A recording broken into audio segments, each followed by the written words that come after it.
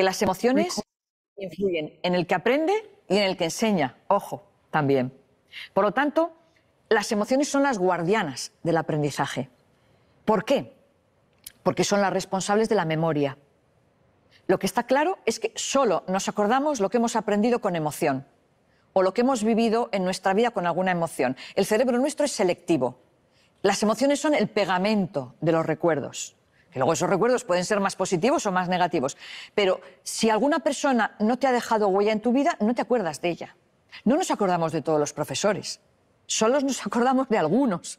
De los que o nos han dejado huella o cicatriz. Los que nos han propiciado emociones que favorecen el aprendizaje o los que nos han provocado otras emociones que limitan el aprendizaje. Hay unas emociones que nos ayudan a aprender. La primera es la curiosidad, porque hace que el cerebro se expanda, preste atención, y la curiosidad tiene que luego ir acompañada del interés, que es ya la atención mantenida, ¿no? Pero la curiosidad, como que cuando algo nos llama la atención, cuando algo nos interesa, casi aprendemos solos, buscamos la información donde esté. La curiosidad, pero luego la confianza en uno mismo. Si uno confía en que tiene capacidad para aprender, va a aprender más. Se va a poner retos mucho más complejos, ¿no? Y a medida que va cumpliendo esos retos, su nivel de autoexigencia va a ser mayor. Pero también la confianza en los demás. Por eso el aprendizaje cooperativo es tan importante. Porque sé que yo trabajo en un equipo donde todos los demás no son como yo. Que a cada uno se le dan bien cosas diferentes. Pero que entre todos, como dicen los japoneses, el equipo es más que la suma de sus miembros. El producto que sale de un equipo no es la suma de uno más uno más uno, no. Es más exponencialmente. Por lo tanto, la confianza en los demás hace que yo sepa que si me equivoco, meto la pata, digo una respuesta incorrecta, no se van a reír de mí. Crear entornos seguros de confianza en el aula se sabe que potencia el aprendizaje. Aparte de eso, se ha demostrado que la calma, la tranquilidad, también potencia el aprendizaje, porque permite centrar la atención. Es decir, no hay miedo, no hay nada que me perturbe, estoy centrada, tranquila, por lo tanto, aprendo mejor, presto más atención, retengo en mi memoria mejor, más cosas, ¿no? Evidentemente, todo eso ayuda, pero también hay emociones que dificultan el aprendizaje. La primera, el miedo. Porque el miedo bloquea el acceso a la memoria. Si un alumno ha estudiado mucho, yo qué sé, para un examen, como su nivel de ansiedad se dispare, es que se bloquea y se puede quedar en blanco. Y es un drama, ¿no? Porque, a ver, el que no ha estudiado, que haga un mal examen no es tanto drama, porque si no ha estudiado, pues no tiene mucho en la memoria, pero habiendo estudiado que fracases es un problema. Entonces, el miedo, la ansiedad y el estrés. Tenemos aulas estresadas, profesores estresados, alumnos estresados, bajo rendimiento. Automáticamente bajo rendimiento. Los problemas de ansiedad y de estrés están disparando el fracaso escolar, porque entran en un bucle de no sé, no puedo, no valgo, ¿y para qué me voy a esforzar? Entonces, esto es imposible para mí. Pero en cuanto la persona ya entra en calma, porque no olvidemos que las emociones son como vasos comunicantes. Si aumenta la calma, disminuye el estrés. Si aumenta la confianza, disminuye el miedo. Entonces, tenemos que generar emociones que favorezcan el aprendizaje. Otra de las emociones que limita muchísimo el aprendizaje es el aburrimiento. Si yo desconecto, si lo que están contando por aquí me entra y por aquí me sale, el cerebro no se queda con nada, porque no presto atención. Pero si aumento la curiosidad, disminuye el aburrimiento. Esto es así. Y otra emoción que yo no es que diga que perjudique el aprendizaje, sino que lo bloquea directamente, es la envidia. El aprendizaje competitivo, el estar pendiente de lo que hacen los demás, porque te estás comparando y eso te genera tal tensión que es imposible que te relajes y te centres en lo tuyo. Por lo tanto, lo importante es que el profesorado comprenda esta relación entre estados emocionales favorables al aprendizaje o estados emocionales desfavorables y sepa, y yo en los cursos que doy a profesores se lo enseño, sepan cómo cambiar un estado negativo por otro positivo. Entonces, generar entornos de aula emocionalmente saludables. ¿Para qué? Para que ellos se sientan mejor, para que den el resultado óptimo.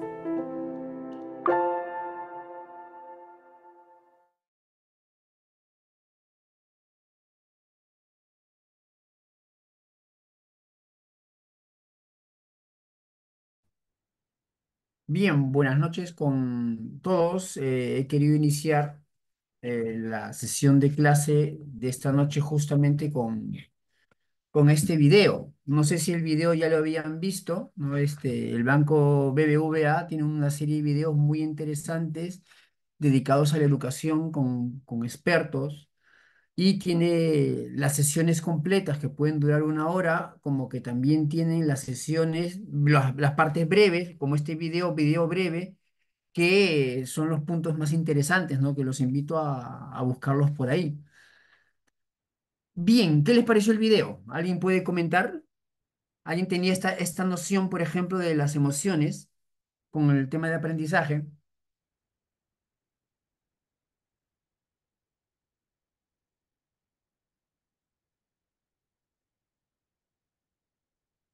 O si quieren o si prefieren pueden escribir también. Buenas noches. ¿Qué tal? Buenas noches. Me parece bastante interesante lo que expresa de que las emociones están bastante relacionadas con la capacidad de asimilar una información.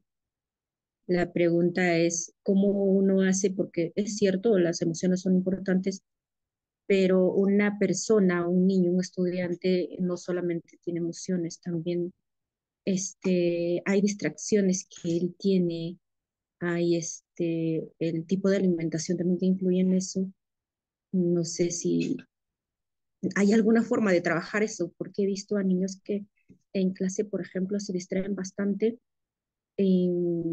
puedes decir por aburrimiento, pero tú ves al resto enfocado en el tema que se está explicando y a uno, dos o uno en específico se siente distante a lo que se está tratando y tú lo ves y empieza a bostezar. Te preguntas si es por hambre o porque está aburrido. Y le ves la carita y uno intentar adivinar qué es lo que siente, porque cuando tú le preguntas o no suelen responderte nada. Entonces, es bastante complicado, pero bastante interesante el video. Su audio está apagado. El hecho del aprendizaje relacionado a las emociones. Por eso es que existe el trauma. Por eso es difícil olvidar un trauma, porque el trauma viene con mucha emoción. Con respecto a lo que usted comentaba, profesora, ¿por qué una persona bosteza? Una persona bosteza, uno, por aburrimiento, dos, por sueño, tres, por hambre, ¿no? Claro, excepto que uno bostece y el del costado lo imite, pero fuera de eso, las causas del bostezo son tres: hambre, aburrimiento y sueño. Hay cosas como el hambre que posiblemente nosotros como docentes no podemos manejar, ¿no? Porque es un tema de casa, por ejemplo. Sobre el tema de la atención, acá hay que tener mucho cuidado, ¿no? Y yo les explico a mis estudiantes de psicología, yo enseño psicopatología, por ejemplo, avanzada, o sea, los síndromes, yo les enseño a diagnosticar. Entonces, a veces hay profesores que comentan que el chico está distraído en clase, pero de allí a que sea un problema de atención, tal vez no, porque puede estar atento a otra cosa. Ejemplo, al diálogo con su compañero. Entonces, sí está demostrando capacidad de prestar atención. Puede estar atento a una cosa que está leyendo. No quiero decir celular porque el celular es verdad que jala mucho la atención. Está hecho para eso, pero que esté atento a otra cosa, a mí me hace pensar que el chico no tiene problemas de atención concentración. Posiblemente no presta atención a lo que es más importante, por ejemplo, la clase. Eso sí, por ejemplo, eso sí, ¿no? El chico puede bostezar porque está con sueño, porque en la noche anterior se acostó tarde, porque se quedó con el celular, se quedó viendo Netflix, redes sociales o algo más. Entonces, eso evidentemente le va a costar mucho prestar atención. La atención va muy de la mano con la motivación. Si el chico le va a prestar atención a la chica que le gusta, no a la chica que no le gusta. Entonces, la atención también va de la mano con la motivación. La atención va de la mano con las expectativas. Prestamos atención, por ejemplo, a una actuación, especialmente en el momento que nuestro hijo va a salir. Y de repente en otro momento no, porque no tenemos expectativas de ver a otro, por ejemplo. Entonces, una de las cosas que sería interesante que los docentes puedan captar es que si el chico de verdad no se concentra en nada. O sea, hay chicos que dicen, estoy escuchando a la profesora y mi mente ya está volando. Ese sí tiene problemas de atención. Y tiene que súper concentrarse, hacer mucho, y el chico sabe, sabe describirlo, obviamente lo más grande. Tiene que hacer mucho esfuerzo para poder mantener la atención, porque se nota que tiene una dificultad. ¿Por qué un chico puede tener un problema de atención? Por muchos motivos. Cansancio, sueño, estrés, preocupaciones, tristezas. Lo que puede alterar la atención son muchas cosas. No solamente el problema de atención, concentración lo tienen los hiperactivos. Si en casa, por ejemplo, yo hago lo que quiero y me muevo como quiero y en casa me permiten hacer todo lo que yo quiero, por ejemplo, todo lo que yo quiero, de repente yo no quiero estar en clase y no quiero prestarle atención a la clase y empiezo a aburrirme. Este es un tema de límites que en casa se tiene que trabajar. Porque yo hago lo que quiero en casa y querré hacer lo que quiero en clase. Ejemplo, no atender, no copiar. Entonces, a veces ahí es donde esto hay que detectarlo, por ejemplo, y a la hora de hablar con los papás, averiguar esta información. ¿Y en casa cómo es? Se concentra, se estudia a su costado, pero ustedes le permiten todo, que coja, que agarre. Es que yo no, profesora, pero mi papá, el abuelo, porque hace llorar al muchacho, te gusta hacerlo llorar, que no sé, y le permite todo. Entonces, ustedes en vez de hacer técnicas de atención, concentración, lo que tienen que hacer es trabajar con el abuelo y se tiene que trabajar los límites. Es momento de estudiar, es momento de leer, es momento de atender, es momento de obedecer, es momento de comer sentado en la silla. O sea, y tienen que trabajarle los límites para que entienda que hay límites. Y también podría costar prestar atención, con eso termino porque no es la clase de hoy, podría costar la atención si están muy metidos en redes sociales, especialmente en TikTok, especialmente en WhatsApp, porque uno WhatsAppea con uno, con otro, con otro, con otro, con otro, o ve así. ¿Qué significa? Que la atención no es sostenida, sino que la atención es selectiva.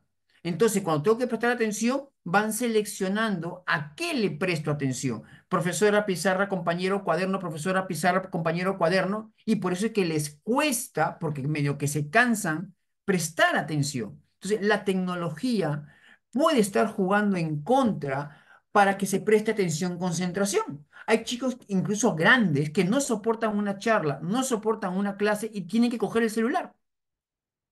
Y al celular sí le prestan atención porque van pasando de un TikTok a otro, de una publicación a otra del Face o de Instagram. Van pasando de uno a otro, ¿no? Incluso antes, por lo menos la gente, cuando se sentía mal, leía en Google, a ver que el doctor Google, qué cosa me decía. Ahora no, ahora van a TikTok porque ya da flojera leer. Ahora quieren escuchar. Entonces, ahí tiene un ejemplo de por qué podría costar a un alumno prestar atención y entonces no solamente es distraído, hay que ver, oye, es un tema de límites, es un tema de sueño, es un tema que está muy metido en el celular y de repente por ahí viene la solución, ¿no? Como una, como una ayudita. Le voy a pasar otro video, ¿ah? Ratito.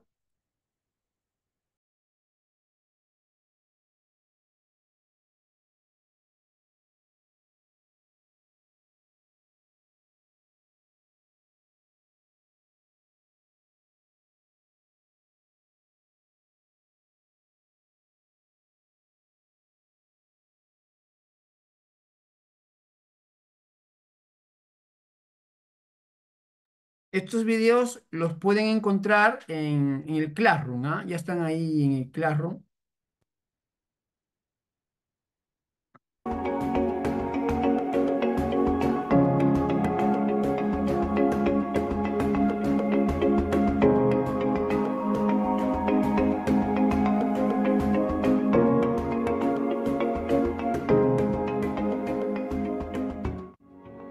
Un ambiente propicio para el aprendizaje en el aula.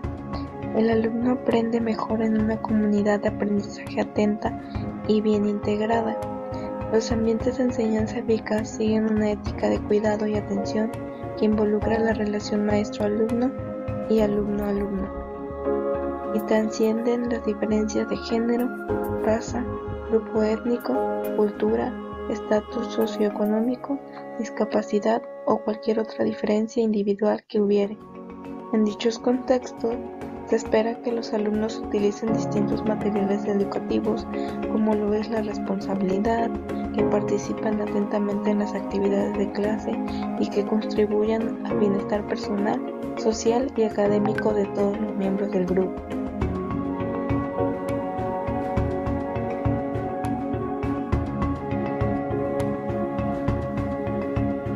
Con la finalidad de generar un clima que permita construir una verdadera comunidad de aprendizaje en la clase, los maestros deben desplegar los atributos personales que los conviertan en verdaderos modelos y ejes de socialización. Por ejemplo, mostrar un ánimo alegre, una actitud amistosa, madurez emocional, interés por los alumnos como personas y como estudiantes. Al crear dinámicas en el aula y al desarrollar los contenidos de las lecciones, el maestro entra en contacto con los conocimientos y experiencias previas del alumno, incluyendo su cultura familiar. Así, al extender la comunidad de aprendizaje de la escuela al hogar, el profesor establece y sostiene relaciones cooperativas con los padres de familia y estimula su participación activa en el aprendizaje de sus hijos, es decir, trabajar colaborativamente. El maestro también debe promover una actitud de aprendizaje, proponiendo actividades y destacando lo que el alumno vaya aprendiendo de ellas. Aquí se hace mucho hincapié en que los errores se deben de tratar como parte natural del proceso de aprendizaje, así como impulsar a los alumnos a hacer contribuciones sin temor de ser ridiculizados, pues hay una frase que dice: se corrige en privado y se felicita en público. Oportunidades para aprender. Los alumnos aprenden mejor si la mayor parte del tiempo se dedican a actividades asociadas al currículo y si el sistema de organización de clase los lleva a comprometerse en ellas. Factores determinantes para el aprendizaje. En cualquier área del conocimiento, un factor determinante es el grado en que los alumnos están expuestos al tema dentro de la escuela.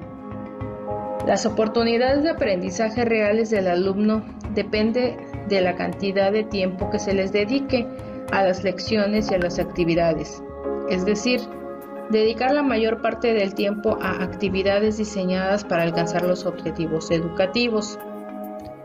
Los maestros que tienen más éxito son aquellos que entienden la organización de la clase como un proceso para crear un ambiente favorable para el aprendizaje, en donde usan técnicas de organización que promuevan actitudes de cooperación en los alumnos y mantienen su atención en las actividades, enseñándoles procedimientos que favorecen la participación comprometida de los alumnos en las actividades y facilite el paso de una actividad a otra. En el salón de clases, el tiempo en clase debe aprovecharse al máximo.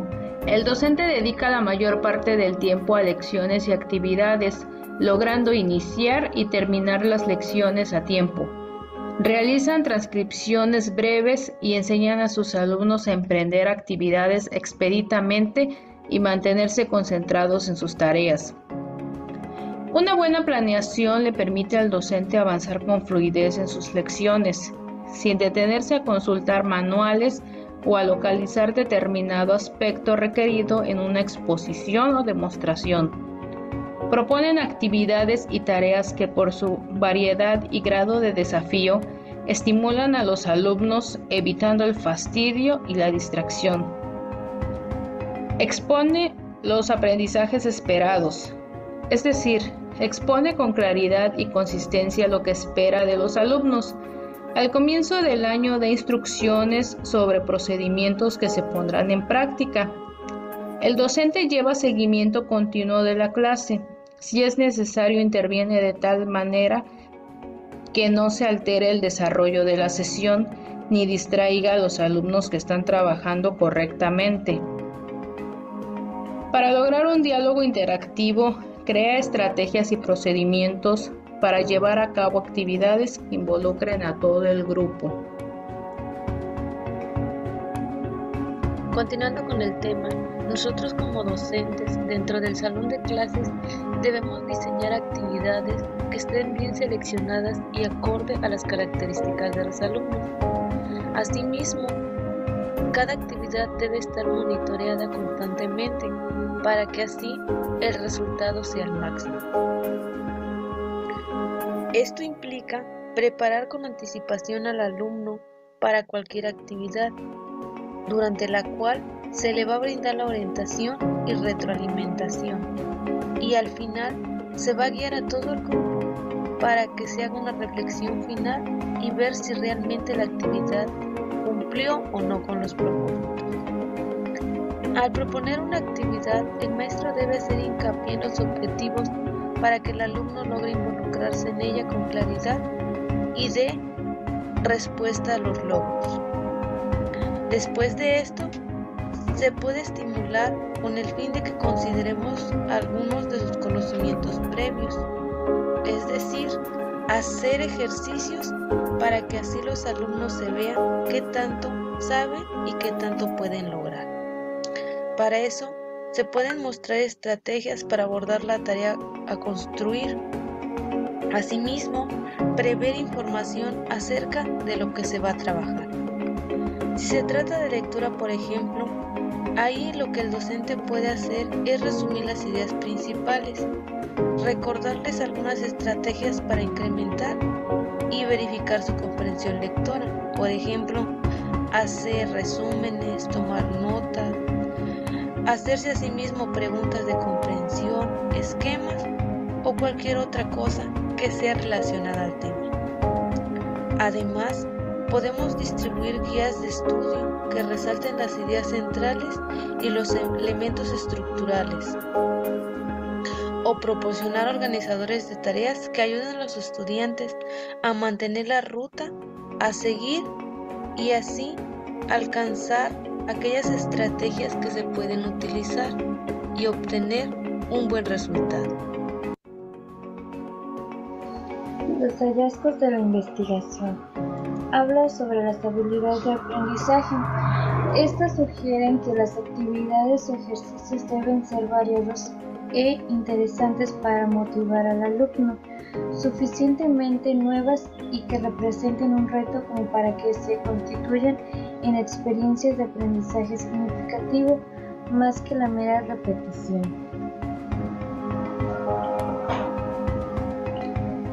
También nos habla sobre la eficacia de los ejercicios.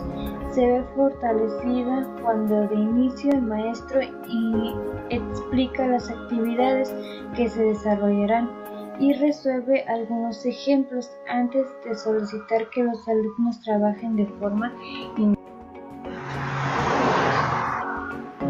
El principio de enseñar en función de la zona de desarrollo próximo implica que los alumnos requieren explicaciones, demostraciones ejemplares, asesorías y otras formas de apoyo por parte de su maestro, pero también implica que esta estructuración y elaboración de andamiaje por el profesor disminuirá la medida en que la destreza del alumno aumente.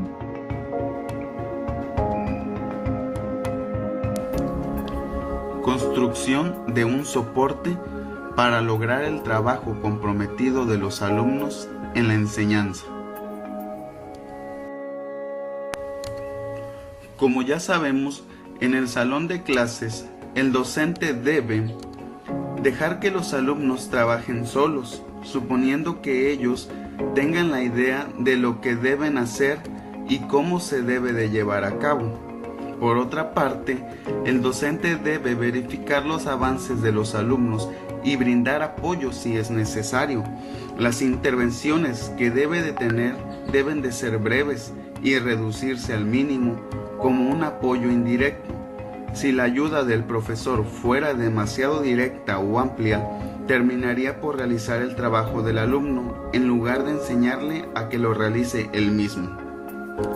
También, el docente debe evaluar el desempeño de cada alumno en cuanto a la comprensión y la pulcritud del ejercicio. Cuanto el desempeño sea pobre, debe promover nuevas actividades de enseñanza y aplicar tareas de seguimiento diseñadas para asegurarse de que el contenido ha sido comprendido y que las habilidades fueron adquiridas. Por último, el docente debe retroalimentar en las cuales debe repasar las tareas con los alumnos, brindar retroalimentación general sobre el desempeño y consolida ideas importantes relacionadas con los objetivos generales. Las actividades de reflexión deben brindar al alumno la oportunidad de hacer preguntas, compartir experiencias, comparar opiniones o incluso profundizar el conocimiento recién adquirido y relacionado con su vida fuera de la escuela.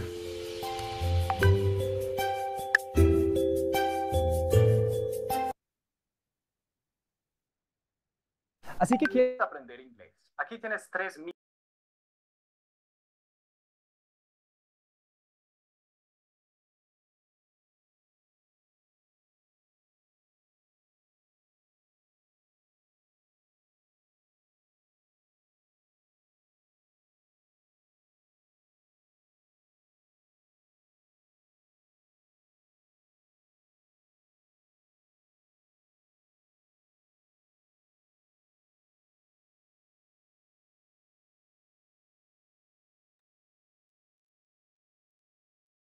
Bien, ahora acá tenemos, ¿no?, el tema de hoy, ¿no?, que es creación de un ambiente de aprendizaje positivo.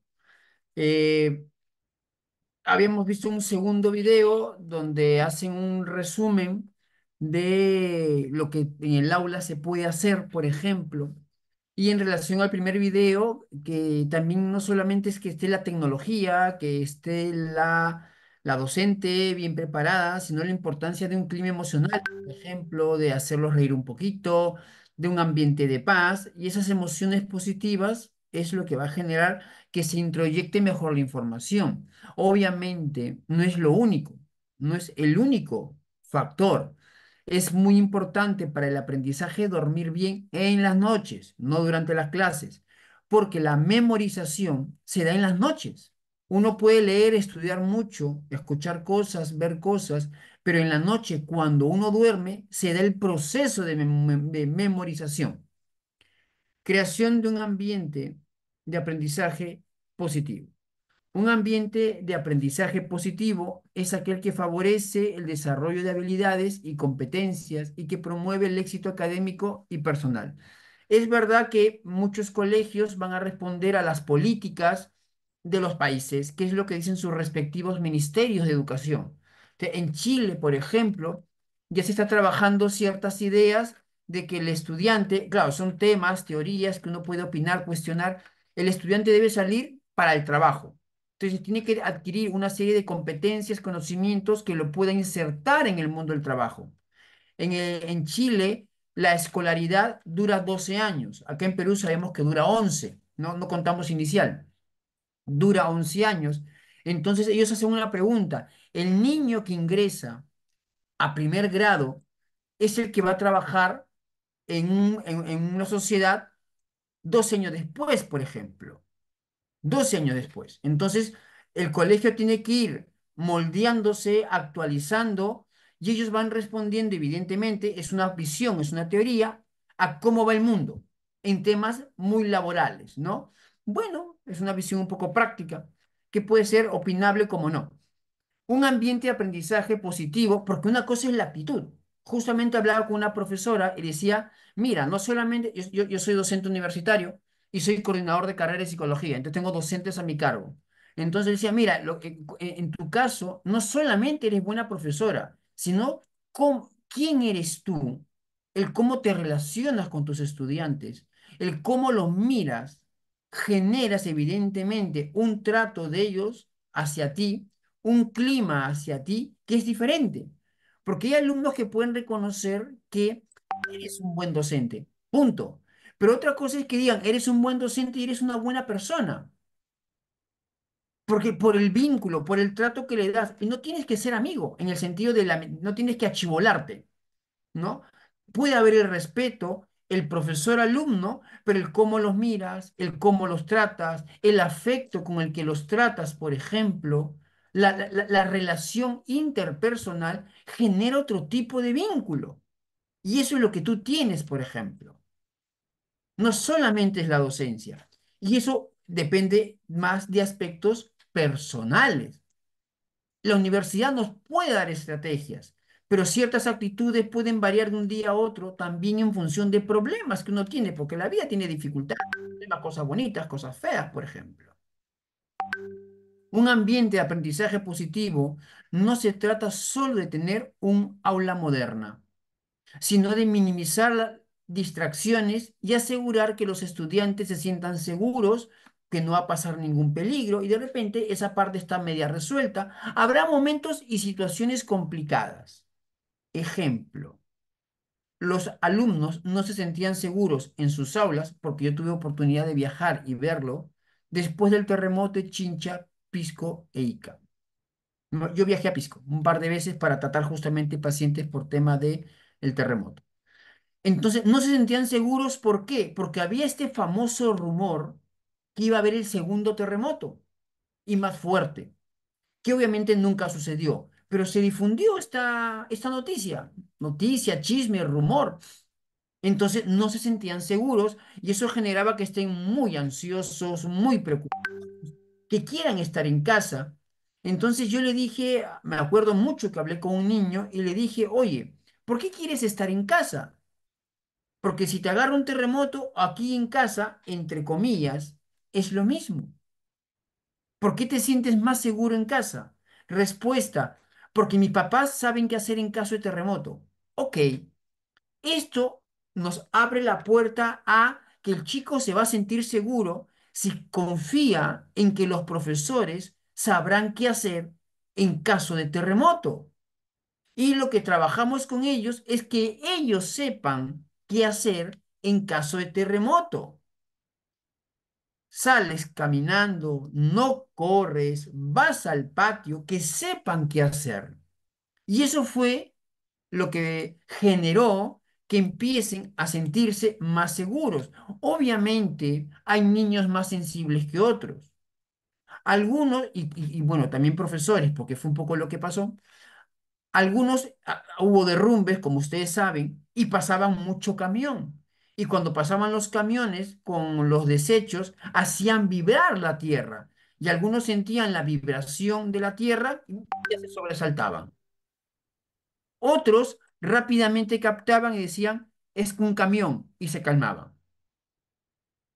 Entonces, puede haber situaciones donde uno no se sienta seguro. Otro ejemplo, cuando los chicos volvían del COVID.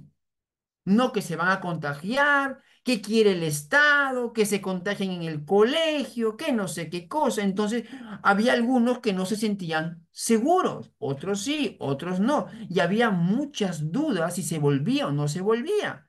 Y obviamente un chico que es más ansioso, porque también la familia puede ser ansiosa, va a estar que no agarres a nadie, que no beses a nadie, que no sé qué cosa. Incluso ustedes se acordarán que apareció, entre comillas, apareció un famoso síndrome que nunca se dio, el síndrome de la cara vacía, que era el miedo que la gente iba a tener a no usar mascarilla, porque nos habíamos acostumbrado a usar mascarilla, y al final no pasó. Me quisieron entrevistar en ese tiempo, justamente un medio de comunicación, para que yo hable justamente del síndrome de la cara vacía. Entonces le dije, mira, esto no está comprobado por nadie, no ha pasado en China, no ha pasado en Europa, simplemente hay un tipo que no sé quién es, o unos tipos que no sé quién son, que se les ha ocurrido esta idea. Porque yo me acuerdo que habían reportajes periodísticos que hablaban, más que todo en periódicos, de este síndrome. Entonces le dije, ¿quieres que hable de algo que no está demostrado? Y la entrevista no se hizo. Y nunca apareció, porque son más rumores, no eran cosas demostrables. Pero la gente se puede sugestionar y eso hay que tener cuidado. El niño, los estudiantes que se sientan seguros, valorados como personas. Acá hay una cosa que es importante, estimados profesores, que se sientan valorados por quiénes son, no por lo que hacen. Porque los alumnos en el colegio van construyendo su autoestima académica. Yo soy bueno en matemática, yo soy bueno en todo, yo soy primer puesto, yo soy bueno en los deportes, yo tengo amigos, yo no tengo amigos. A mí no me entran los estudios. La autoestima académica se va formando en el colegio, en los primeros años. en función de resultados, notas, comentarios, si los valoran, cómo los valoran, si los valoran en función de la nota o los valoran por quiénes son. Y un aspecto importante es la nota, pero tú eres más grande que la nota, que el resultado, que el comportamiento, que el malcriado, que el flojo, que el responsable. Y también va de la mano con la motivación. Entonces, el aprendizaje positivo tiene que ver con que se sientan seguros, valorados no por resultados, y hay que tener mucho cuidado con los mensajes. Esa señora trabajó y ha construido su casita. Ese señor trabaja mucho y a sus hijos les ha pagado los estudios. Primero que son comentarios supermaterialistas, ¿no? Supermaterialistas, por ejemplo, porque todo está en función de la plata. Y hay cosas más importantes como la plata, porque el niño puede entender que la plata es un fin y no un medio. Entonces, y el niño puede creer que uno vale por lo que hace. Luego será el famoso anciano que no trabaje y se siente una carga o se siente inútil, porque no es valorado por quién es valorado por lo que produce y por lo que da. Entonces, y esto obviamente va a generar problemas emocionales a futuro, porque se pueden medir en función de la nota, en función de un resultado, pero eso de medirse en función de una nota, lo van a hacer ¿dónde? En el colegio y en la universidad. En la vida laboral nadie te pone notas. Y es allí donde muchos empiezan a hacer crisis, especialmente si los jefes no son reforzadores. Y esto puede verse por la parte de ser valorado. Miren cómo este pequeño detalle o gran detalle puede acarrear problemas futuros. Entonces creen que los papás los valoran en función de la nota. Hijo, te quieres, eres muy inteligente. Vamos bien con ese comentario. Tienes buenas notas, pero ¿qué valoras más? La nota o que soy inteligente. Porque si no creen luego lo que ya les expliqué. Que ellos valen en función de resultados, no de quiénes son. Y lo importante es ser. Uno quiere, humanamente hablando, que lo quieran a él por quién es, no por lo que tiene y no por lo que hace, sino por quién es. Un ambiente de aprendizaje negativo puede afectar negativamente al aprendizaje de los alumnos, de los estudiantes. Un ambiente hostil, poco acogedor, con falta de recursos, puede disminuir la motivación y el compromiso con el aprendizaje.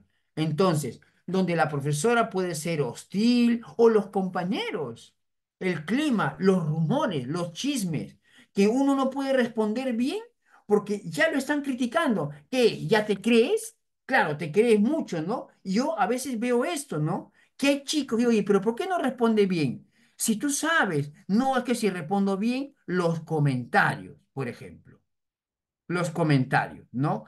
Que sí, que no sé qué cosa, que tú ya te crees, y como no quieren y no saben, no pueden, son menores, manejar los comentarios negativos, entonces prefieren muchas veces no intervenir. Es decir, estamos frente a una presión de grupo. O algunos son más confrontadores, por ejemplo, ¿no? Ya no es el rumor, el chisme que comentan, van y se lo dicen, ¿qué te crees que por ahí? O al revés, tú no sabes, eres bruto, es tonto. No es que él no sabe, no hay que elegirlo en los grupos. Entonces los chicos empiezan a vivir este clima al interior, ¿no? Al interior de lo que están viviendo, del aula, del colegio. Y a veces los profesores no lo detectan, porque, no, porque es un tema entre ellos y puede variar esto de salón en salón. Entonces, un ambiente hostil, poco acogedor y con falta de recursos puede disminuir la motivación y el compromiso con el aprendizaje. Recuerden que especialmente en secundaria, el adolescente es muy actitudinal. Oye, pero ¿por qué no estudias? Es que el profesor no me cae. Oye, pero te van a jalar. Pero es que no me cae. Pero, bueno, sí, ¿no? Ellos son muy actitudinales. Es que no me gusta. Entonces no miden la consecuencia.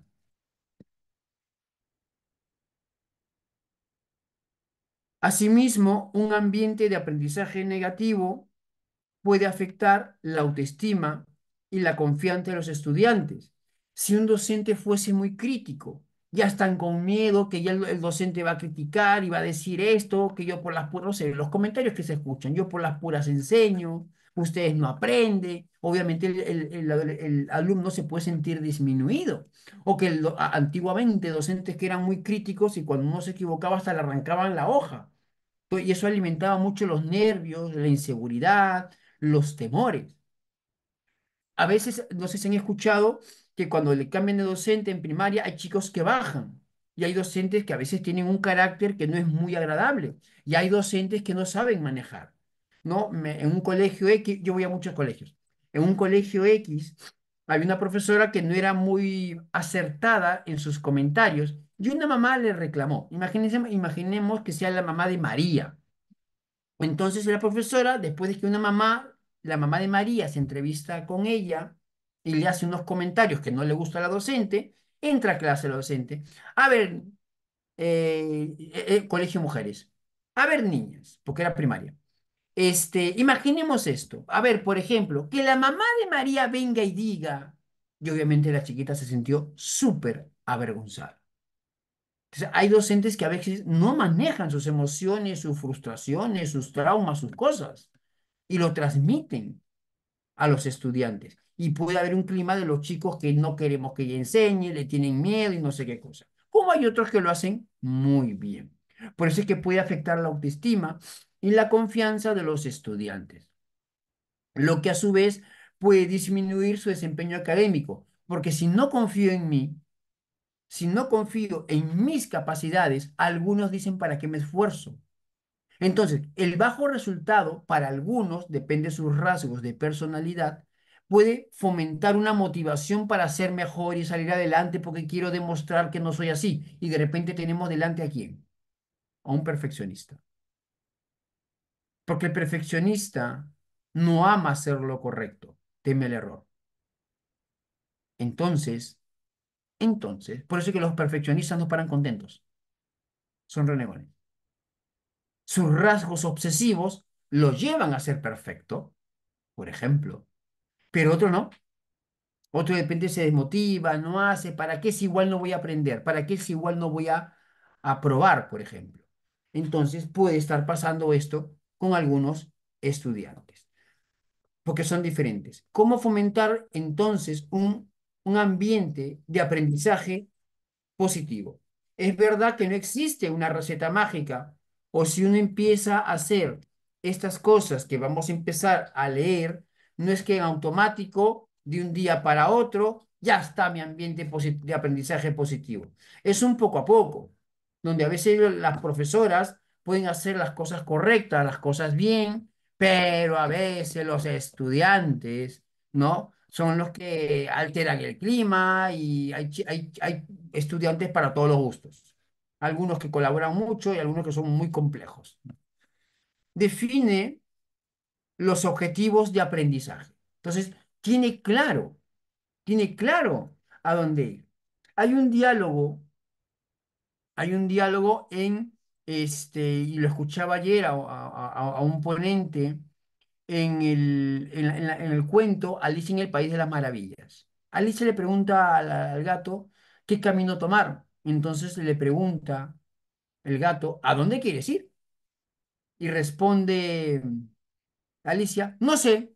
Entonces le dice el gato una idea como esta, ¿no? Entonces a ti te sirve todos los caminos como ninguno, porque no sabes a dónde quieres ir. Entonces, uno tiene que definir, yo sé que a veces viene esto de los documentos del ministerio, del UGE, las rutas, ¿no? Define los objetivos de aprendizaje. En sus sesiones de clase uno pone sus objetivos de aprendizaje. ¿Qué es lo que quiero que aprendan? ¿Qué es lo que tienen que aprender? Antes de empezar a crear un ambiente de aprendizaje positivo, es importante tener claros los objetivos de aprendizaje en función del grado, la unidad. Define qué es lo que quieres para tus estudiantes, para que tus estudiantes aprendan a leer, comprensión lectora, a sumar y cómo lo van a lograr. Siempre evaluando, ¿no? de repente uno dice, oye, mi hijo o mis estudiantes ya aprendieron a sumar, ¿no? Con mayor o menor dificultad y resuelven los problemas. Bien, mi siguiente objetivo es que aprendan a restar y hacen los ejercicios de resta y luego vienen evidentemente los problemas de resta. Leen el problema y van resolviendo y todo bien. Siguiente paso, operaciones combinadas. Entonces están mezclados los ejercicios de suma y resta y el chico resuelve bien. ¿No? Ya sabe que el más se suma, el menos se resta y ya está ubicado. Siguiente paso son los problemas de suma y resta, pero que ya están mezclados, ¿no? Y ahí viene el problema. El chico lee el problema, papá, ¿suma o resta? Hijo, suma. Ya, papá. Siguiente problema. Papá, ¿suma o resta? Ah, resta, hijo. Ya está. ¿Qué están observando ahí? Que el niño no entiende el problema. Al niño le está faltando comprensión lectora. ¿Por qué no le pasó esto con los problemas de suma? Todos eran suma. Y con lo de resta, todos eran resta. Pero cuando están mezclados y combinados, y tiene que saber cuál es para sumar y cuál es para restar, algunos empiezan a tener dificultades porque no entienden lo que leen. Entonces uno dice, acá lo que tienen que aprender es a comprender lo que leen, no matemática. Eso es comunicación. Algunos no entienden lo que leen y los papás le decimos lo que tienen que hacer, pero en el examen el papá no va a estar. Otros adivinan. Papá, ¿suma o resta? ¿Tú qué dices? ¿Suma? Sí, suma. Bien. Siguiente. Papá, ¿suma o resta? ¿Tú qué dices? ¿Suma? No, hijo, resta. Bien. Ese hijo no está entendiendo lo que lee, está adivinando. Después, profesora, ¿por qué mi hijo salió mal en el examen? Si en casa sabe, él sabe sumar, los problemas los resuelve, no comprende lo que lee. Y a veces no lo detectamos, ni como docentes, ni como padres. Hijo, a ver, tu siguiente problema. Papá, sumo resta. ¿Qué dice? ¿Cuánto queda? Hijo, ¿cuánto queda? Es resta. ¿Cuánto queda? Resta. ¿Cuánto queda? Resta. Y en el examen le preguntan, ¿cuánto sobra? Muerto. Comprensión lectora. Ahí lo que tienen que hacer es conseguir un profesor de comunicación, no uno de matemática. Y yo he visto chicos en la universidad con ese problema. Dice, los problemas cuando me los plantean no los entiendo. No los entiendo, ¿no? Si alguien viene y me explica, recién lo puedo entender, por ejemplo. Entonces, ahí es comunicación. Define qué es lo que quieres que tus estudiantes aprendan y cómo lo van a lograr. Establece metas realistas y alcanzables según su edad, según su madurez y comunica de manera clara, y eso sí los profesores suelen comunicar de manera clara porque están bien preparados para eso, los objetivos a los estudiantes, ¿no? Esto va a ser así, esto va a ser, hoy día vamos a aprender esto, ya está, por ejemplo. Entonces, los objetivos ya están muy definidos y están claros.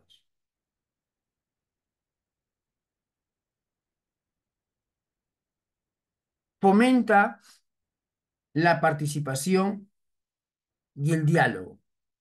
Hay profesores que a veces no les gusta el diálogo, menos si es debatir. Algunos no quieren entrar, otros sí fomentan la participación. Ya que hay que animarlo mucho a los chicos, ¿no?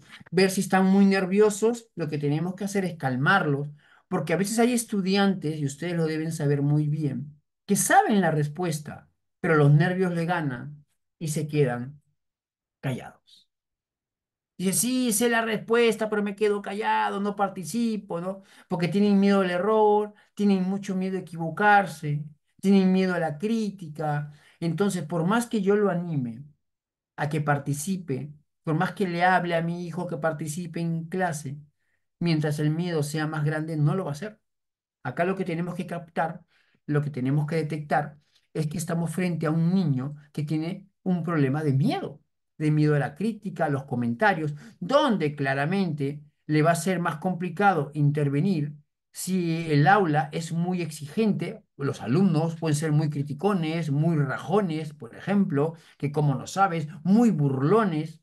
Entonces también hay que observar el ambiente. O sea, miren cómo no basta animar al chico para que hable. Hay que ver qué tanto miedo tiene o ansioso se pone. Hay que trabajar la ansiedad, que se relaje, que por aquí, trabajar el temor a las críticas, temor al que dirán, y luego ver en el aula, cómo es el grupo, que si es criticón, rajón, burlón. Y puede ser que se burlen no en mala onda, sino que son niños burlones, en el sentido que le da risa. Pero esto hay gente que no le gusta. Entonces, obviamente es un grupo muy difícil para un niño para enfrentar a estas personitas. Si el grupo no es tan burlón o no es burlón y no hace comentarios negativos, evidentemente le va a tener más fácil. Entonces, miren cómo la visión es macro, no solamente al niño. Por eso, una de las preguntas que siempre tenemos que hacernos es, ¿qué problema quiero resolver? Entonces, cuando los papás llegan a la consulta a contarnos cosas, y a veces los profesores, una pregunta que podemos hacernos es, ¿qué problema quieren resolver? Mire, doctor, tengo un alumno que es muy distraído, camina en clase y por más que le llamo la atención, el chiquito no se corrige. Ya, ¿y qué problema quiere resolver? ¿El problema que tiene el niño o que le dejen hacer sus clases? Es una pregunta muy válida. ¿Qué es lo que usted quiere? ¿Que le deje hacer sus clases independientemente de lo que él pueda estar teniendo, independientemente de lo que le pueda estar pasando? Y eso también pasa con los papás. Los papás muchas veces plantean los problemas que a ellos les afectan, que a ellos les preocupa, que a ellos les asusta. Pero eso no significa que sea el problema que el hijo tenga, ¿no? Me puede asustar a mí mucho que no haga la tarea, porque va a jalar.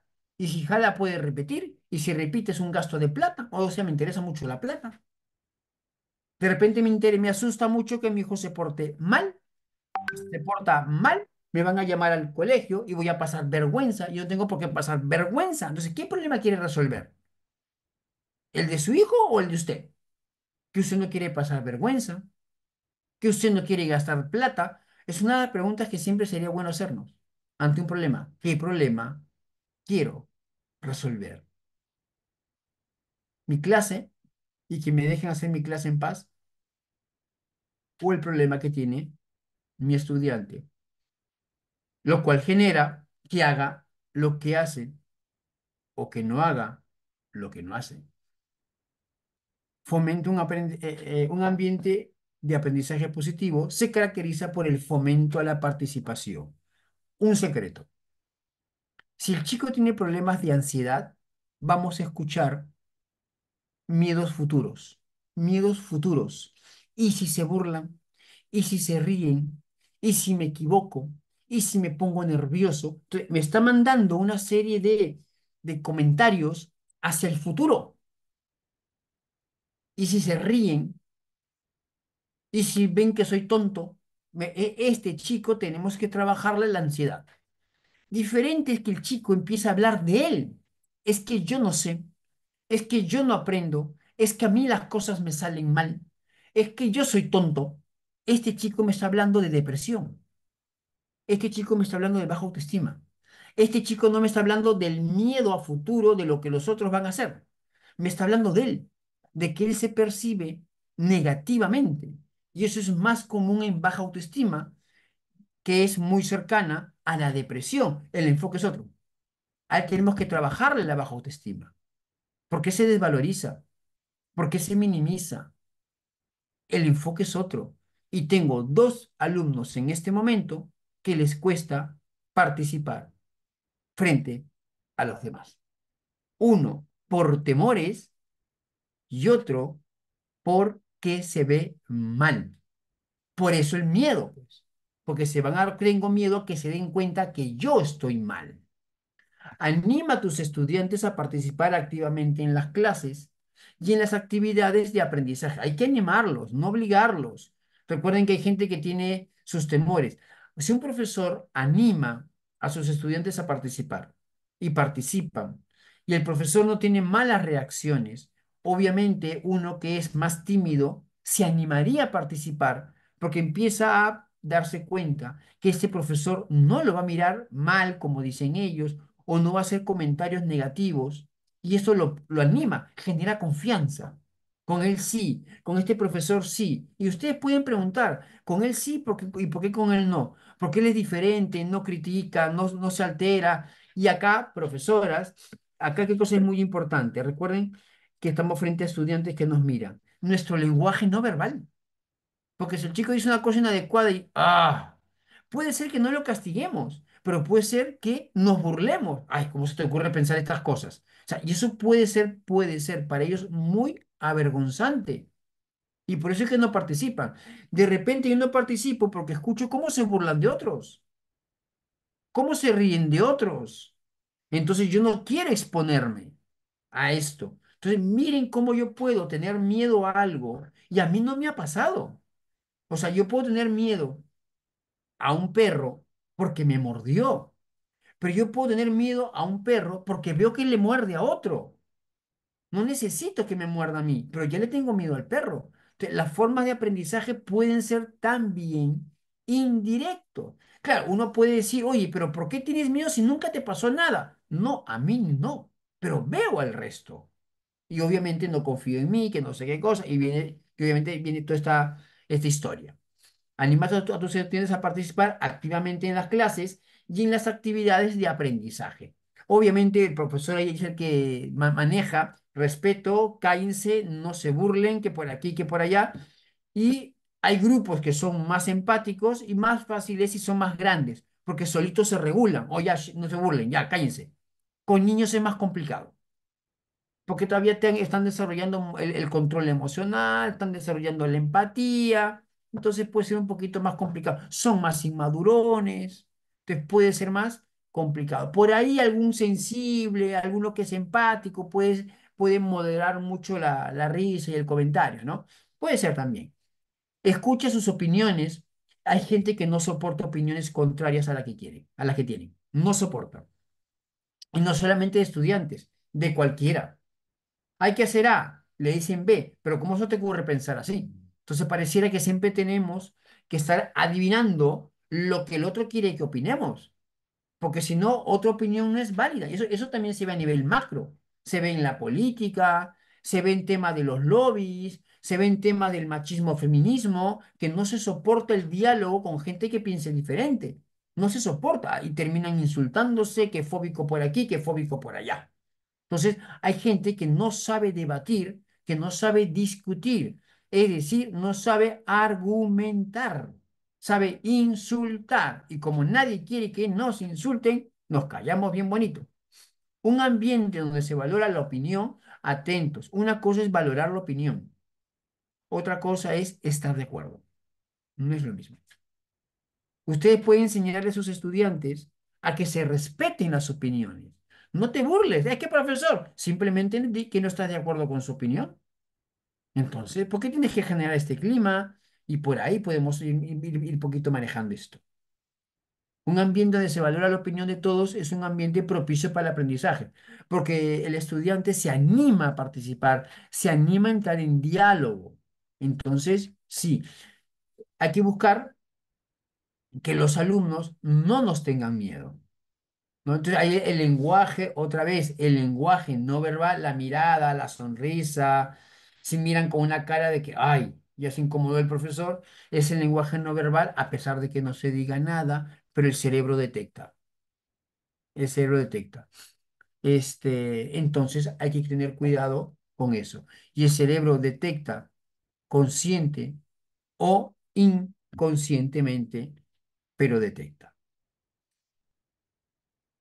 Crea un espacio seguro y confortable. No van a sufrir bullying, pueden opinar y no se van a burlar de ellos, se sienten protegidos. Y hay profesores que protegen mucho a sus estudiantes, que el estudiante puede quejarse. Profesora, hay una alumna que me está molestando y la profesora va, interviene, observa. ¿En qué momento te molesta? En el recreo. Perfecto, ya, yo me encargo. Y a lo lejos están observando y apenas se acerquen a molestarla, ¡pum! La profesora se aparece, dice, ¿qué está pasando aquí? No, profesora, nada. Cuidadito, ¿ah? que estoy mirando. Y esto hace que los niños se sientan protegidos. En cambio, hay otras profesoras, ¿no? ¡Defiéndete! ¡Pégale! A ver, ¿no? Si yo soy tímido, por ejemplo, y a mí me dicen que le pegue, yo no le voy a pegar porque la timidez me gana. Yo tengo más miedo que me pegue. Yo tengo más miedo que si yo le pego, él me pegue más fuerte. Entonces, al final, ¿qué cosa voy a hacer? A ver, si le pego, el miedo me mata. Y si no le pego, en mi casa me recriminan y me molestan. ¿Por qué no le has pegado? ¿Por qué no te has defendido? Recuerden, yo soy el tímido. Entonces, ¿qué cosa puedo hacer para resolver el conflicto? Aguanto calladito. ¿Le has pegado? No, no es necesario. Ya no me molesta. Mentira, aguanto calladito, porque le tengo más miedo a mis padres o a la misma profesora. Porque hay profesoras que dicen, que le pegue, que se defiende, tiene que aprender a defenderse. Pero una cosa es que yo sea medio impulsivo, que yo sea más sociable, que yo sea más colérico, que yo sí le voy a pegar porque soy confrontador. Entonces a mí me das la carta libre para pegarle yo y le pego. Pero que el niño sea sumiso, que el niño sea tímido, no lo va a hacer. Que el niño prefiera la diplomacia antes que pegar, ellos no lo van a hacer porque sus características de personalidad los van a limitar. Y no es que sean anormales, tienen otro estilo de afrontamiento, tienen otras características psicológicas y no aceptar eso es falta de realismo. Nos falta ver la realidad, no aceptamos la realidad. Te puede gustar como no la realidad, pero es la realidad y falta de empatía. Ay, pero ¿cómo no puedes defenderte? Siempre voy a estar defendiéndote, ya defiéndete tú solo. Falta de empatía. Y sí se escucha esto en algunos lugares, que un espacio acogedor, donde cualquiera que entre es integrado, por ejemplo. ¿Alguien ha visto, pregunta para ustedes, profesoras, alguien ha visto que en grupos parroquiales, en grupos religiosos, a veces entra gente un poco rarita? ¿Se han dado cuenta del detalle? No en todos los grupos, pero como que entran a veces gente rarita. ¿Han visto?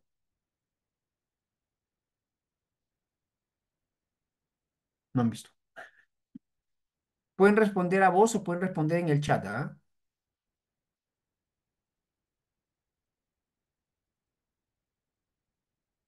¿Por qué podría ser que gente media rarita ingresa a los grupos parroquiales o religiosos?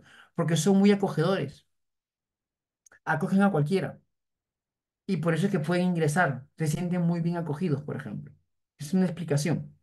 En cambio, en otros grupos no le hables, no lo mires, que por aquí, que por allá, que esto, que el otro, pum, ya está. Entonces, esa es un poquito la explicación de lo que pasa. Entonces, en un espacio acogedor, la gente se integra, se siente confortable, puede ganar confianza, puede dar mejor información, se anima a soltarse. Entonces el ambiente es acogedor, es seguro, perfecto. Un espacio acogedor y libre de distracciones. ¿Por qué libre de distracciones? Y el clima de acogida, evidentemente, en un aula lo crea el docente, no los niños. Es el docente que les va enseñando, que los va guiando. Hay niños que son acogedores hacia los nuevos, hay niños que no. Y libre de distracciones, para que el chico de repente, a la hora de escuchar la clase, no esté viendo el periódico mural, los adornos de aquí, los adornos de allá, que pueden ser distractores. Asegúrate de que el espacio esté bien iluminado y ventilado, eso favorece la concentración. Porque si va a tener que no se ve, que no sé qué cosa, o también que a veces pasa, y más en cierta época del año, que entra el sol con una fuerza impresionante y los chicos, uff, o lo que a veces pasa en la selva, ¿no? Que en ciertas épocas del año es muy, muy caluroso y cuesta mucho soportar la clase. Yo me acuerdo cuando di clases, me parece el año pasado, en verano del año pasado, marzo, sí que hacía mucho, mucho calor, más que este verano. En clase los chicos se dormían, cosa que no había pasado otros años. El calor los tumbaba a los chicos y yo enseño en las mañanas. Entonces, en cambio, cambió la estación, el calor disminuyó y ya no se dormían como antes. Entonces, bien ventilado justamente para evitar también la molestia del calor que los esté distrayendo eh, que los esté incomodando. Lo mismo podría pasar con el tema del frío, porque luego empiezan a concentrarse más en el frío que en la misma clase. Utiliza colores cálidos y materiales adecuados para el mobiliario. También es eso. Colores cálidos. No se recomiendan colores fuertes como si fuese un supermercado, donde el objetivo es que llamen la atención, porque eso es muy distractor. El amarillo, el naranja, los colores fosforescentes son muy distractores, porque jalan la vista. Por eso se utilizan estos colores en publicidad. El rojo jala mucho la vista. El amarillo jala la vista. Por eso, para que la gente no se altere, los hospitales tienen ciertos colores, tonos pasteles, ¿no? Son celestes. El tono verde genera paz, se genera calma.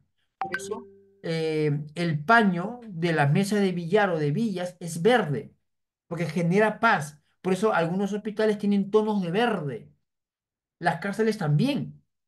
Por eso son colores los fosforescentes que no se tienen que usar en los cuartos de los niños, porque los activan. Entonces también existe una psicología de los colores. Por eso acá se habla de colores cálidos. A ver, vamos a ver si esto es cierto. Si se van a comer a un restaurante, ¿no? Tipo, no sé, una cevichería, un restaurante de comida de menús, ¿las mesas de qué color suelen ser? ¿Se han fijado? ¿De qué color suelen ser? Una pollería, por ejemplo. ¿Las mesas de qué color suelen ser?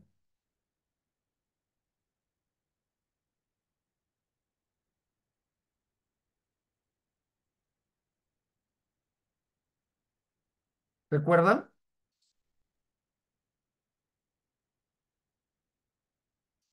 ¿Las mesas de qué color son? Si van a un restaurante de comida rápida, Popeyes, McDonald's, por ejemplo, Bembos, allí las mesas de qué color son. ¿Se han dado cuenta que son colores diferentes? Comida rápida, ¿se han dado cuenta que son colores diferentes?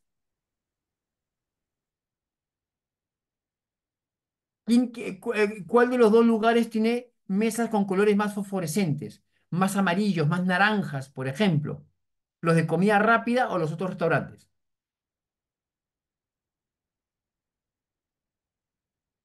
Por lo tanto, ¿en qué restaurante se hace más sobremesa? Los de comida rápida. Por eso usan esos colores, para que la gente come y se vaya. Aunque parezca mentira. Eso es psicología de los colores. Esos colores activan. Esos colores generan que uno come y se vaya. En cambio, en otros restaurantes hacen sobremesa, se piden un postrecito, piden algo para tomar, se quedan conversando un rato más, por ejemplo, porque usan otros colores. Los colores que se usan en los restaurantes de comida rápida es para que la gente se pare y se vaya. Y funciona. No se quedan conversando y no. Come y vete, come y vete. Los colores, por eso son colores que no se tienen que usar en el aula, que suelen no usarse ni en hospitales ni en cárceles, porque activa a la gente. Y esto genera distracción. Y la gente en un hospital o la gente en una cárcel no tiene que estar activa, tiene que estar calmada, tiene que estar tranquila. Entonces, colores cálidos y materiales adecuados para el mobiliario. De esta manera, tus estudiantes se sentirán cómodos y seguros y podrán centrarse en el aprendizaje. Entonces, los colores que se utilizan no son distractores. Por eso, estos son los colores, el amarillo y el rojo, que se usan en los salvavidas, en las señales de peligro, en las señales de tránsito, porque son colores que van a llamar mucho la atención. Por eso las señales de tránsito, por ejemplo, como los semáforos, tienen pintura amarilla, porque, para que se puedan observar, por ejemplo. Las señoras que trabajan limpiando las calles están de naranja o están con fosforescente, para que los puedan ver y no los atropellen. Son colores que mueven, activan, llaman la atención y por lo tanto distraen. Fomenta el trabajo en equipo. Es verdad que hay colegios que trabajan mucho el trabajo en equipo, que también a otros le llaman el trabajo cooperativo. Anima a tus estudiantes a compartir sus conocimientos y habilidades y a ayudarse mutuamente y a que integren a los compañeros, porque a veces hay dos o tres que hacen todo y los demás no hacen nada, sucede, o a veces el grupo trabaja y aún no lo pueden como poner de lado o no lo hacen participar porque piensan que no trabaja bien, no hace las cosas correctamente y por ahí se van. ¿Ya? Entonces, también este tema, que se integre. A veces se hacen trabajos en equipo como maquetas y evidentemente es un trabajo para mamás, ¿no? Y hay mamás de todo tipo, ¿no? Desde las que contratan las maquetas ya en el mercado y hacen unas estafas impresionantes, lo digo así un poco en broma, ¿no? Donde ya viene la maqueta súper armada, pero como la profesora es viva, dice, tienen que mandarme fotos y videos de cómo arman. Y viene con la maqueta armada, la pone a un costado y luego viene con piezas, ¿no? Piezas de la maqueta, ¿no? Sueltas, para que se vea que los chicos están trabajando, pero luego la maqueta armada ya está comprada. El trabajo en equipo favorece la creatividad y el desarrollo de habilidades sociales. ¿Por qué? La creatividad, porque ven caminos diversos de solución, otros caminos, otras ideas de cómo hacer las cosas, y el hecho de interactuar, de ser asertivo, de pedir cosas, no estar mangoneando, dando órdenes, genera habilidades sociales, porque interactúan. Las habilidades sociales se aprenden en la práctica. Si uno vive solo, no aprende habilidades sociales, al contrario, no las desarrolla o incluso las puede perder, ¿no? ¿Quién puede perder habilidades sociales? Por ejemplo, una persona que está muchos años metidos en un hospital, que le cuesta interactuar, cuando sale puede haber perdido habilidades sociales. Obviamente no en una cárcel porque está rodeado de gente e interactúan ahí tranquilamente. Pero sí, en algún hospital, gente que está mucho tiempo puede perder habilidades sociales. Entonces, las habilidades sociales, el cómo me relaciono con los demás, pueden verse favorecidos y además es parte de la inteligencia emocional, es parte de las habilidades blandas y es parte de las habilidades socioemocionales, ¿no? La habilidad de sociabilizar con otros. No digo tener amigos, ¿ah? Pero me puedo desenvolver en el grupo y tener un resultado satisfactorio. Utiliza recursos audiovisuales y tecnológicos. En la medida de lo posible, yo sé que no todos los colegios tienen la misma economía y no todos pueden utilizar la tecnología que a veces no la tienen por el lugar donde uno trabaja. Entonces, utiliza recursos audiovisuales como videos, presentaciones, ahí vienen los famosos PPTs, fotografías, para ilustrar los contenidos de la clase. Más en esta generación que está muy metida con la tecnología y que son muy visuales. Entonces también a ellos lo visual les va a jalar mucho la atención, por ejemplo. Claro, siempre supervisando, especialmente si están con la computadora o con la laptop, porque a veces se ponen a jugar y se distraen. Hay algunos colegios donde los chicos tienen plata, evidentemente, donde algunos ya no van al colegio con cuadernos, van con tablets o con laptops, más que todo con laptops, y ya están escribiendo allí, en clase con su laptop, y se conectan a al aula de matemática y se conectan al aula de idiomas y no sé qué cosa. Entonces usan mucho tecnología. Claro, eso significa que el colegio tiene una muy buena banda, ¿no? de internet para que soporte a un montón de computadoras conectadas. Entonces también es un tema de inversión. Además, utilice herramientas tecnológicas como tablets, ordenadores, que son computadoras, y pizarras digitales para crear un ambiente de aprendizaje moderno y actualizado que llame mucho la atención. Ya en varios colegios, todos los salones, por ejemplo, tienen cañón multimedia, tienen computadora con internet, entonces se pueden bajar videos, se pueden bajar tutoriales, ¿no? Hay colegios que tienen muchas sedes y tienen tutoriales, por ejemplo, ¿no? Ya tutoriales de los ejercicios de matemática. Entonces los chicos se conectan y de repente hay una profesora que enseña tal tema de matemática, más que todo en secundaria, tal tema, ¿no? O en primaria, a partir de cierta edad, tal tema, lo enseña con el video y luego la profesora de aula presencial simplemente lo completa. Y es un video muy didáctico, muy bien editado, muy bien hecho, por ejemplo. Entonces, ya ahorran ahí mucho tiempo en la explicación, porque ya el video está para todas las sedes.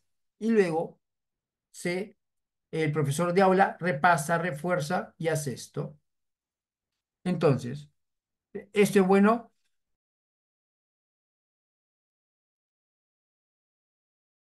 Perdón. Entonces, es bueno actualizarse también, ¿no? Con mucha tecnología. Ya incluso hay charlas donde ya se habla de cómo la inteligencia artificial podría ayudar en la docencia y en la educación. Por ejemplo, conozco una persona que cobra entre 5 a 10 mil soles por realizar una tesis en una universidad muy conocida de Huancayo. ¿Y cuánto dura en la tesis? De 1 a 2 semanas. ¿Y cómo lo haces? Inteligencia artificial, ¿no? En 1 a 2 semanas, máximo dos, ya está la tesis hecha. Ahora, depende del chico estudiar, sustentar.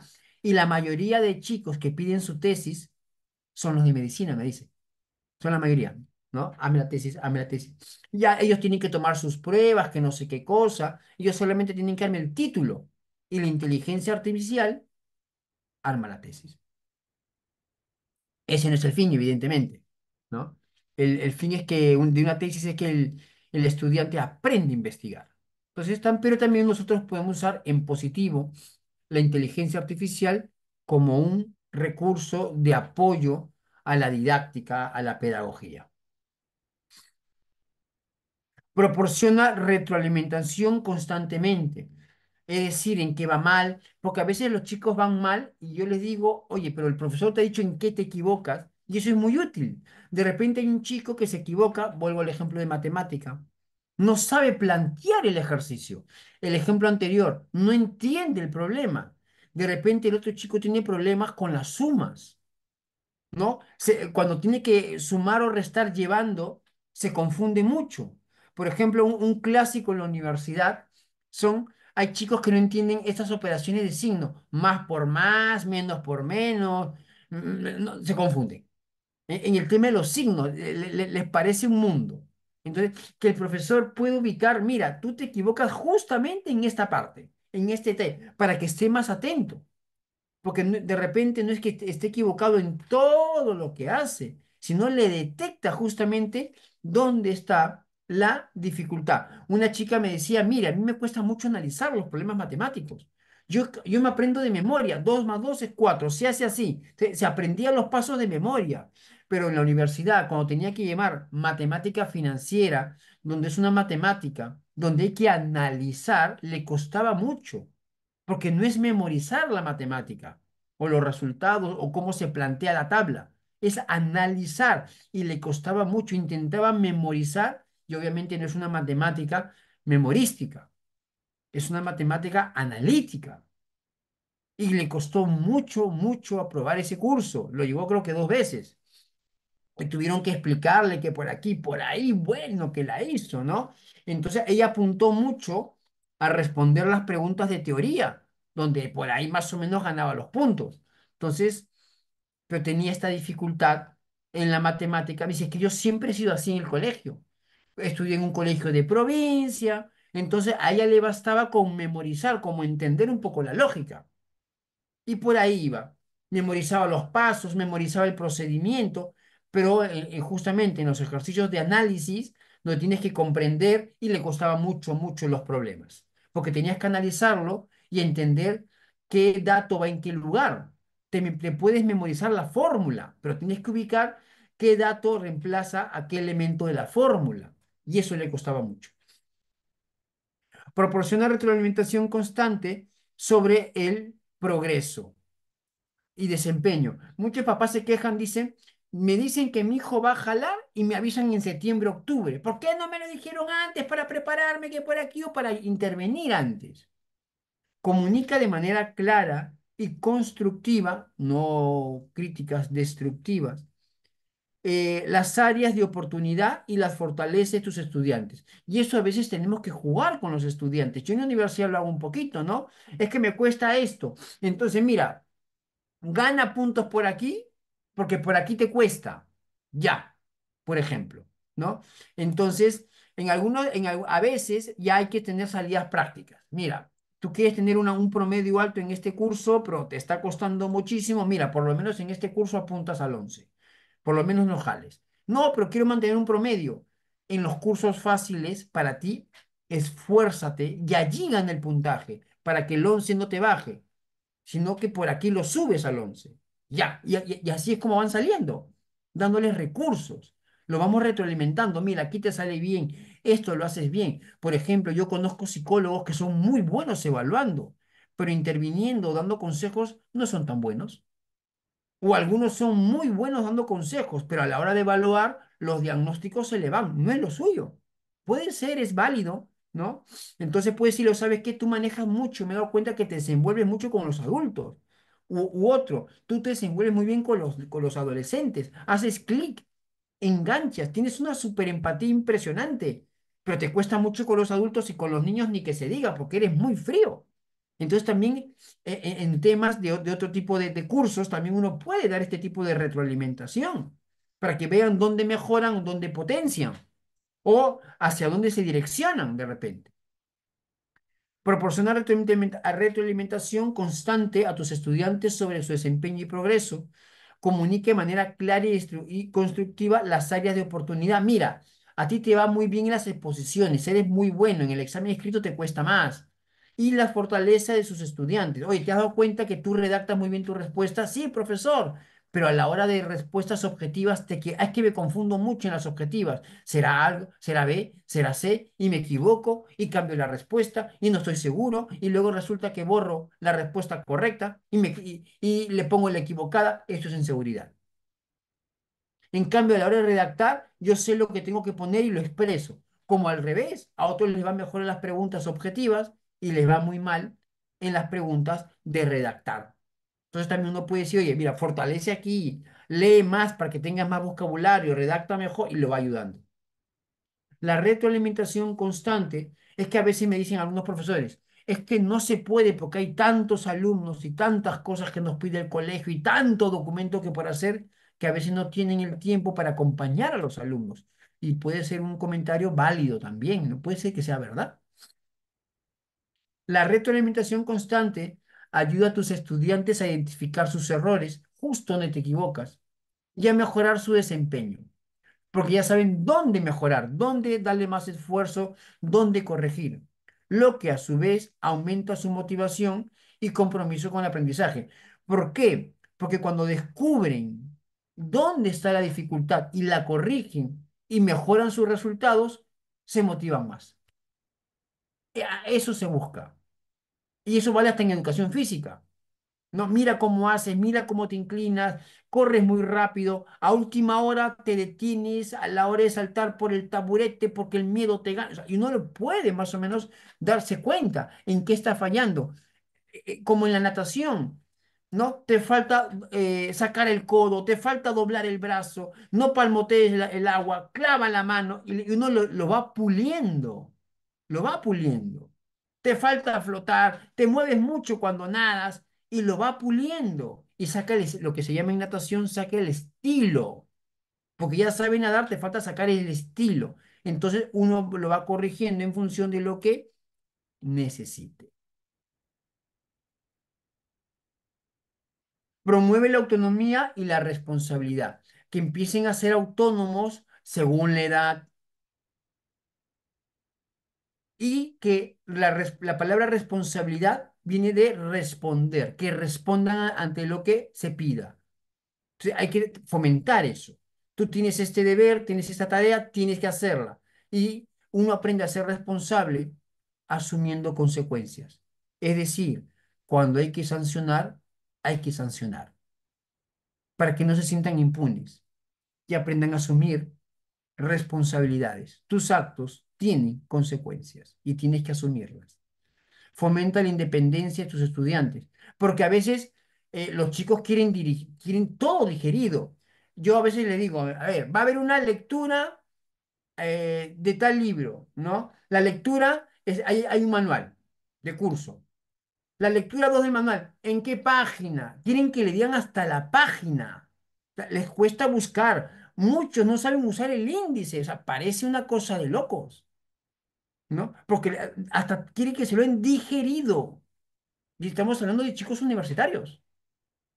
La independencia de tus estudiantes. Por ejemplo, algunos, ¿cómo se les puede reforzar? ¿Qué pasa si no entiendo? ¿Tienes internet? Sí, busca tutoriales. Pon el problema matemático, pon esto, pon lo otro, por ejemplo, pon lo otro, y que te expliquen, porque hay mucho video tutorial en YouTube que te explican el tema. ¿Saben qué es lo curioso? ¿No? Que a veces el chico empieza a buscar videos tutoriales y me dice, encontré el ejercicio que mi profesor me dejó y lo resuelven. Porque el profesor se bajó un ejercicio de un tutorial, ¿no? O puede ser, y se lo bajó. Incluso hay chicos que van a estudiar el curso de sociales, ¿no? De CTA, ¿no? Son chicos adolescentes y buscan preguntas, así, preguntas, están viendo los estados del agua y buscan preguntas en internet sobre los estados del agua.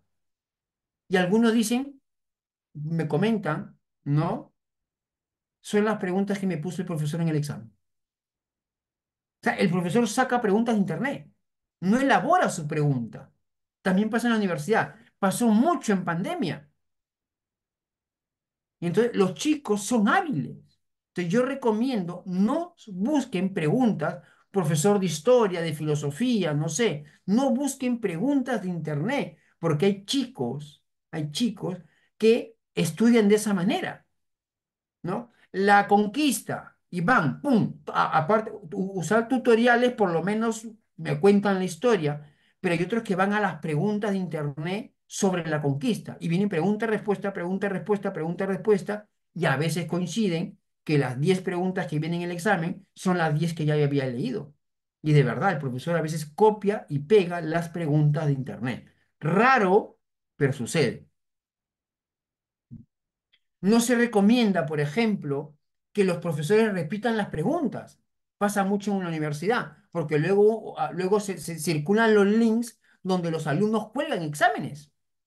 Dicen, este profesor repite preguntas, ¿no? Entonces se bajan los exámenes, estudian solamente los exámenes y luego a veces coincide que se repite la pregunta. Hay que reelaborar preguntas. Los chicos son muy hábiles y obviamente hay más que esforzarse en estudiar, buscan los caminos cortos para probar. Fomentar la independencia, que hagan sus trabajos solos, que busquen información, que investiguen solos y permitirles tomar decisiones sobre su propio aprendizaje. Anima a tus estudiantes a ser responsables de su propio progreso y establecer metas de manera autónoma. Una manera que podemos aplicar para que aprendan a ser responsables es que dejen de culpar. Oye, ¿por qué no se acabó la tarea? Es que mi madre no me ayudó. Es que mi padre no me recordó. Es su responsabilidad, no es de tus padres. Eso ayuda un poco. La promoción de la autonomía y la responsabilidad favorece la formación de individuos autónomos y comprometidos con el aprendizaje. Entonces, como hay chicos que lo saben y lo hacen muy bien, tengo la responsabilidad de hacer tarea y no me quedo los brazos cruzados porque no hay quien me ayude o no hay quien me explique. La autonomía puede entrar aquí. Tutorial, un tutorial de cómo se hacen los ejercicios. Y a veces entienden mejor al tutorial que al mismo docente. Sucede porque son videos muy didácticos, pueden ver a dos, tres profesores que explican el mismo tema y van entendiendo. Entonces, se les puede dar las herramientas para que las utilicen. Antiguamente nos mandaban a la biblioteca y había que buscar información. Ahora se puede hacer, pero ¿cómo les cuesta? Incentiva la creatividad y la innovación. Incentiva la creatividad y la innovación de tus estudiantes, promoviendo la realización de actividades lúdicas y creativas, como a veces en matemática también se utiliza. Anima a tus estudiantes a pensar fuera de la caja y a buscar soluciones creativas a los problemas, para que no se encasillen, sino que cuando tengan que resolver problemas en la vida puedan ver desde muchas perspectivas. La incentivación de la creatividad y la innovación favorece el desarrollo de habilidades cognitivas, justamente eso, y emocionales, y aumenta la motivación y el compromiso con el aprendizaje. Hay chicos que son muy creativos en sentido positivo, ¿no? Y entonces buscan las formas de aprender, sus recursos, de cómo hacer sus apuntes, de cómo hacer sus resúmenes, de cómo estudiar. Entonces, e innovan, graban clases, escuchan la clase, escuchan lo que han hecho, hacen sus mapas conceptuales y así yo me entiendo. ¿Está bien? ¿No? Ha buscado una forma creativa de aprender, de gestionar tu aprendizaje. Sí, sí, ¿no? De repente, dos chicos se ponen de acuerdo, ¿no? Mira, tú escuchas la explicación de la clase y yo me dedico a tomar notas y después nos juntamos. Yo te paso mis apuntes y tú me explicas la clase, ¿no? Lo que he ido anotando y se ponen de acuerdo y ¡pum! Lo hacen, por ejemplo. Ya está. Bien, hemos llegado hasta a este momento. Si hubiese alguna pregunta, a un comentario, alguna pregunta, en el aula del Classroom ya está el PPT, están dos lecturas y están los dos videos para que los puedan tener. ¿Alguna pregunta?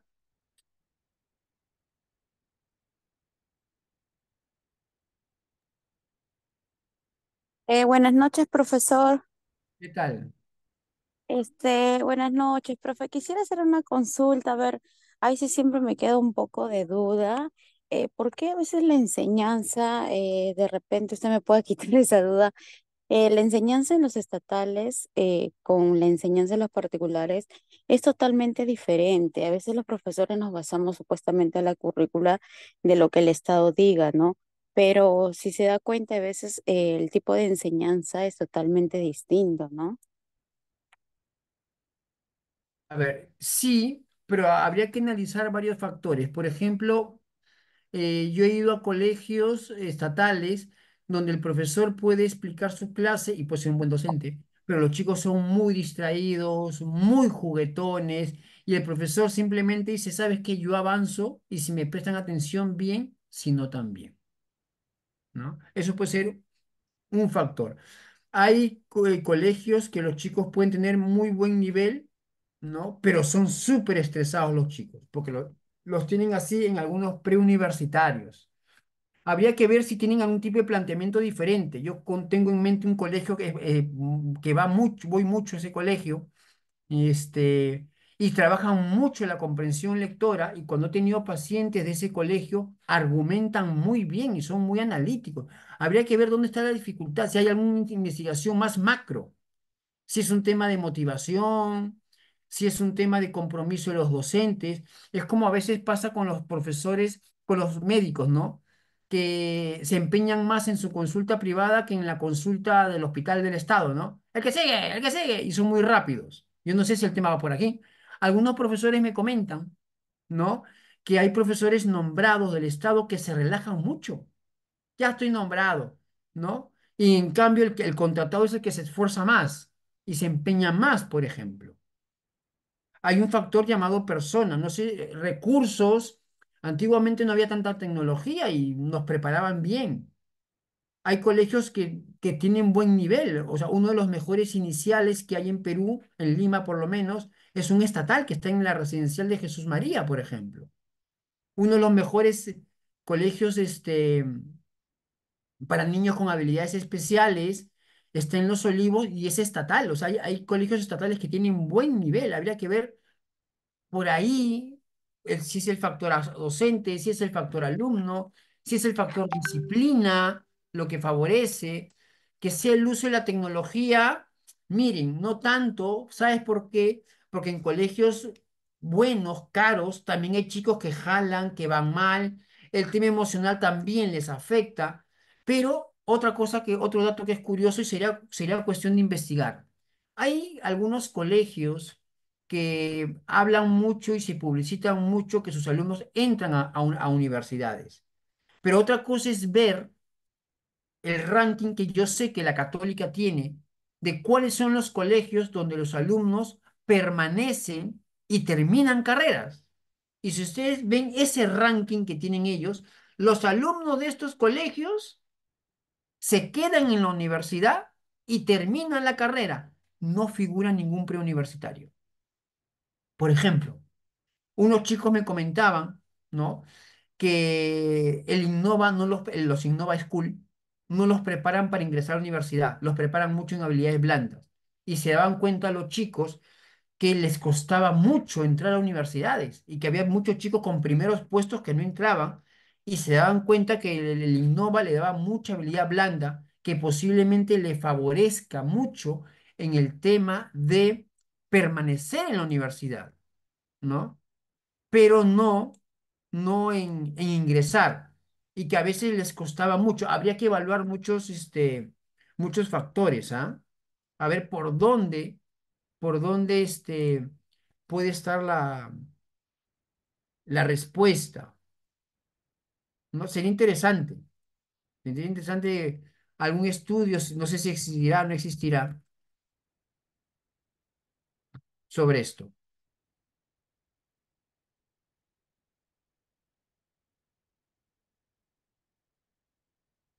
¿Alguna otra pregunta?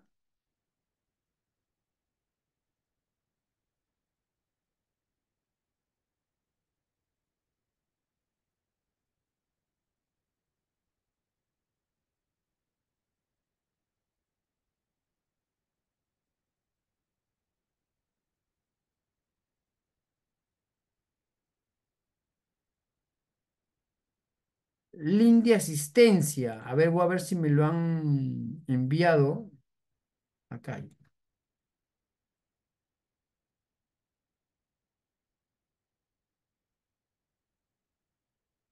Ya les pasé el link de asistencia para que puedan registrarse. Bien, entonces, si no hay más preguntas, terminamos por hoy. Regístrense y nos estamos encontrando el, el día sábado para continuar con la